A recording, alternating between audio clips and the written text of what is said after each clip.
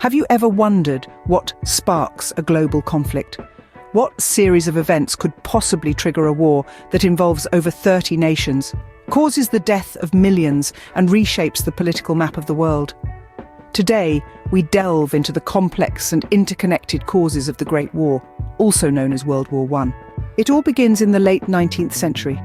Europe was a continent in flux, with new nations emerging from the ashes of old empires. The Industrial Revolution had created unprecedented wealth and power, but also deep social and economic divisions. Nationalism was on the rise, and with it a dangerous belief in the superiority of one's own nation over others. This was the first major cause of World War I, nationalism. The second cause takes us to the heart of Europe, the Balkan Peninsula. Here, a volatile mix of ethnic tensions, territorial disputes, and great power rivalries created a powder keg waiting to explode. The assassination of Archduke Franz Ferdinand of Austria-Hungary by a Serbian nationalist in June 1914 was the spark that ignited this powder keg, but the roots of the conflict go much deeper. Next, we turn to the tangled web of alliances that crisscrossed Europe in the years leading up to the war. The triple entente of France, Russia and Britain on one side, and the Central Powers of Germany, Austria-Hungary and Italy on the other.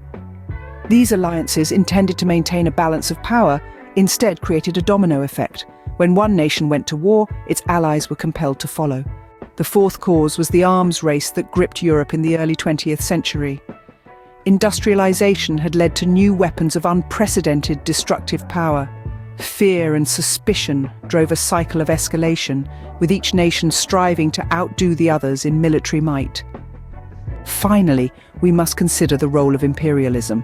The scramble for colonies around the world had created bitter rivalries among the European powers. Control of distant lands was seen not only as a source of wealth, but also as a measure of national prestige. To summarize, the causes of World War I were like a perfect storm.